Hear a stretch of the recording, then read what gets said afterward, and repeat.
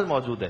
یعنی مولا علی مرتضیٰ علیہ السلام سے کسی نے پوچھا کہ آپ نبی کریم کے اخلاق گن کے بتائیے.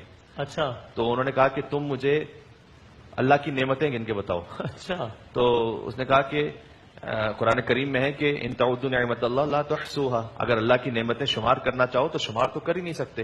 تو پھر مولا علی علیہ السلام نے فرمایا کہ جبکہ اسی قرآن میں یہ بھی ہے کہ قل متاع الدنیا قلیل، دیکھو یہ دنیا کی نعمتیں جو ہم نے دی ہیں نا یہ بڑی قلیل سی ہیں، تو قلیل کو تو تم شمار نہیں کر سکتے. جبکہ میرے آقا صلی اللہ علیہ وآلہ وسلم کے لیے قرآن میں ارشاد فرمایا کہ انک لعلی خلق عظیم، تم اللہ کی قلیل نعمتوں کو شمار نہیں کر سکتے تو مصطفیٰ کے عظیم اخلاق کو کیسے شمار کر سکتے ہو.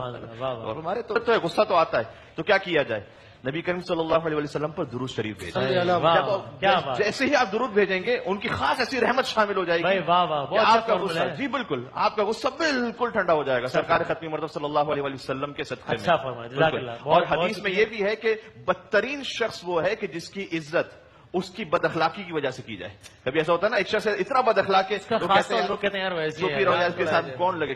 بدترین شخص وہ ہے کہ جس کی لوگ عزت دل سے نہیں کر رہے، اس لیے کر رہے ہیں کہ اتنا بد اخلاق ہے کون منہ لگے گا. یہ بدترین ہے، یہ آج اپنے آپ کو بڑا طاقتور سمجھ رہا ہے، قیامت میں پہنچے گا تو پھر سارا بد اخلاقی کا. تو جب آپ کبھی اس غصے کی کیفیت میں پہنچے گئے صلی اللہ علیہ وآلہ، ہمارے ویلیوز بدل گئی ہیں. تو اگر کوئی اخلاق کا مظاہرہ کرتا ہے تو لوگ یہ سمجھتے کہ یہ دب گیا، اس میں ہمت ہی نہیں ہے. نوجوان یہ سمجھتے ہیں، ان کی سوشل میڈیا پر خاص طور پر بحث ہوتی ہے. اب تو ہر ایک جو ہے وہ کہیں نہ کوئی کمنٹس ڈال دیا، اس نے سامنے سے ریپلائی کیا، پھر یہاں سے کمنٹ. وہ یہ سمجھتے ہیں کہ فائنل ورڈ میرا ہونا چاہیے. جی جی جی بالکل، فائنل ورڈ میرا ہو کر یہ چپ کروا دیا میں نے تبھی میری جیت ہے.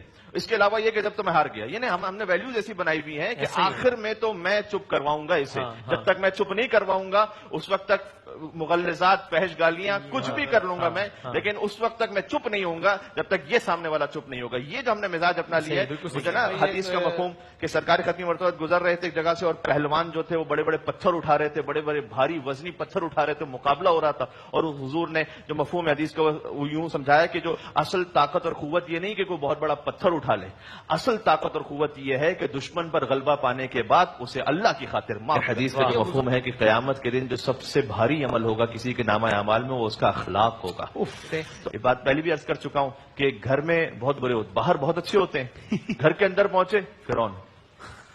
بچے کو 2 تھپڑ لگائے، بیوی کو ڈانٹا، بچی مثلا اس کے ساتھ مساقت ماں باپ کے ساتھ بد اخلاقی کی.